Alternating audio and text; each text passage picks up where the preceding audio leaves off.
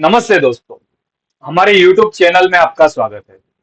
दोस्तों पहली बार आए हो तो चैनल को सब्सक्राइब कीजिए और बेल आइकन बटन पे भी प्रेस कीजिए ताकि मेरे किसी भी पोस्ट का आपको नोटिफिकेशन मिल सके। दोस्तों आज का प्रिडिक्शन था कि करीब 1:30 बजे तक जो है मार्केट अच्छी मंदी रह सकती है, उसके बाद कुछ भी हो सकता है, रेंज बाउंड रह सकता है या फिर थोड़ी बहुत रिकवरी हो सकती है। लेकिन ओवरऑल हमने बताया था कि सेकंड हाफ में रेंज बाउंड हो सकता है। और दोस्तों हमने पहले अप साइड का ट्रेड लेने में डर लग रहा था, इसलिए 10 बजे तक कोई ट्रेड ही नहीं लिया। और फिर उसके बाद जो है कि डाउन साइड का एक बढ़िया सा ट्रेड मिला, जिसमें सेंसेक्स और निफ्टी दोनों में अच्छा मतलब ट्रेड रहा। और उसके बाद जो है प्रॉफिट बुक कर लिया और रेंज बाउंड हो गया था। फिर उसमें दोबारा जो है कि हमने री एंट्री लिया सेंसेक्स में और निफ्टी में भी, और उसमें भी करीब करीब 40 पॉइंट जितने, दोनों बार 40-40 पॉइंट जितने मिले। और सेंसेक्स में जो है 100-150 पॉइंट जितने मिले थे। और यूं कहूँ तो फिर से अप साइड का ट्रेड लेने में इतना मजा नहीं आया और हमने कोई ट्रेड ही नहीं लिया। अब हम बात करते हैं कल के लेवल की बात करते हैं। कल मंथली एक्सपायरी है सेंसेक्स की।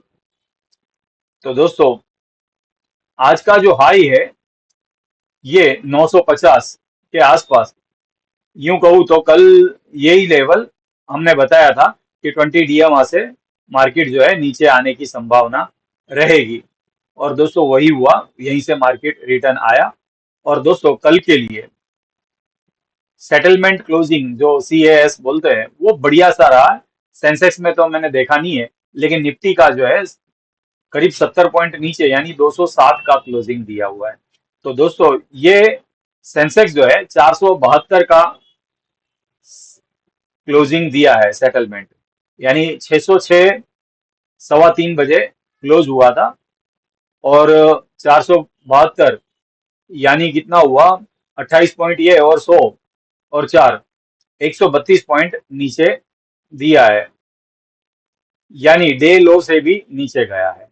और दोस्तों अगर कल गैप डाउन ओपन हुआ तो फिर सीधा 50 DMA के नीचे ये लेवल आ सकता है 77,200 के आसपास। और दोस्तों मुमकिन तो ये भी नहीं है, कदाच अगर बड़ा गैप डाउन होता है तो फिर कल के लिए 76,800 से लेकर 700 तक का लेवल आने की संभावना है। लेकिन ये दोनों, ये जो लेवल है 76,870 से लेकर 820, ये जो है डिमांड जोन है। इस लेवल पे कभी भी बाउंस आ सकता है सेंसेक्स। और फिर निफ्टी की भी बात कर लेते हैं। निफ्टी यूं कहूँ तो डे लो से बहुत नीचे यहाँ पर आया है, 50 DMA के नीचे ही है। तो उसका कल का लेवल जो है वो 24,130 से लेकर 110 के बीच में जो है ये डिमांड जोन है।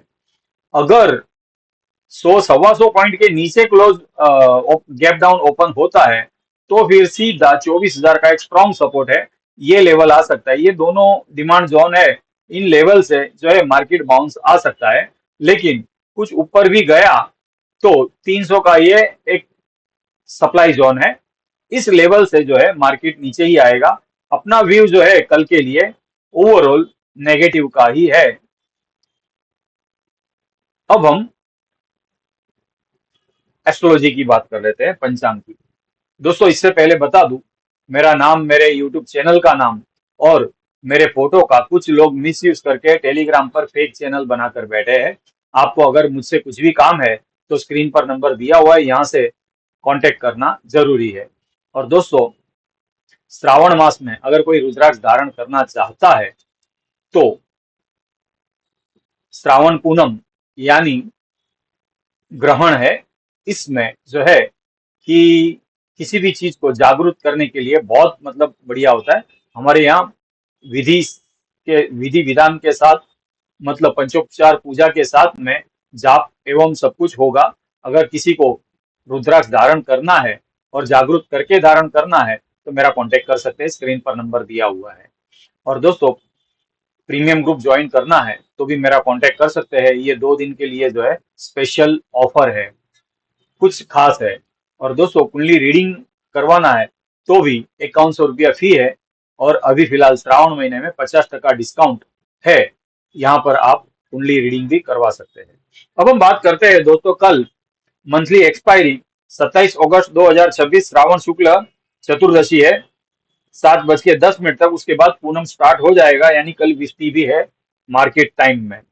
और धनिष्ठा नक्षत्र और चंद्र मकर राशि में 1:36 तक रहेगा, और उसके बाद जो है कुंभ राशि स्टार्ट होगी।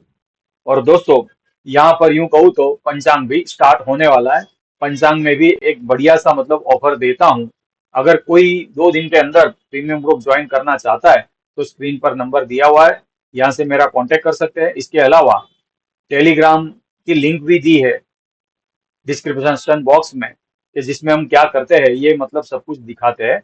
कुछ लोग जो है ट्रायल मांगते हैं, ट्रायल की जरूरत नहीं है, वो ग्रुप ज्वाइन करोगे तो आपको पता चल जाएगा कि हम किस तरह का काम करते हैं। अब हम बात करते हैं दोस्तों, कल कैसा रहेगा। और थंबनेल पर मैंने लिखा हुआ है गैप डाउन ओपन की संभावना है, और हमने जो है डाउन का ट्रेड कैरी भी किया है। और दोस्तों, कल बड़े योग की बात करते हैं तो सूर्य और नेपच्यून का एक षडाष्टक योग है, और फिर उसके बाद बुध और प्लूटो का वो भी एक मतलब षडाष्टक योग है। और कल मार्केट टाइम में चंद्र राशि परिवर्तन करने वाला है। इसके अलावा बुध और नेपच्यून का एक षडाष्टक जो है ये अच्छा नेगेटिव होता है, और बुध और सूर्य 0 डिग्री का भी योग है, वो भी मतलब नेगेटिव होता है। लेकिन पॉजिटिव के लिए सूर्य और राहु 0 डिग्री है, ये पॉजिटिव होता है। और दोस्तों, ये जो है ये तो करीब रात के 11:40 पर है, लेकिन मार्केट टाइम में जो है मोस्टली सभी नेगेटिव योग है। तो दोस्तों, कल के लिए एस्ट्रोलॉजिकल टाइम फ्रेम जो है वो ओपन से लेकर 12:11 तक मार्केट में एक शार्प सेलिंग आने की संभावना है, और उसके बाद 12:45 तक डाउन ही रहेगा, लेकिन यहाँ पर स्लो पड़ के वॉलेटाइल रहेगा। और फिर 1:35 तक थोड़ा बहुत मार्केट डराएगा, रिकवरी दिखेगा। लेकिन 1:35 से लेकर 2:20 तक जो है फिर एक बार शार्प सेलिंग आने की संभावना है।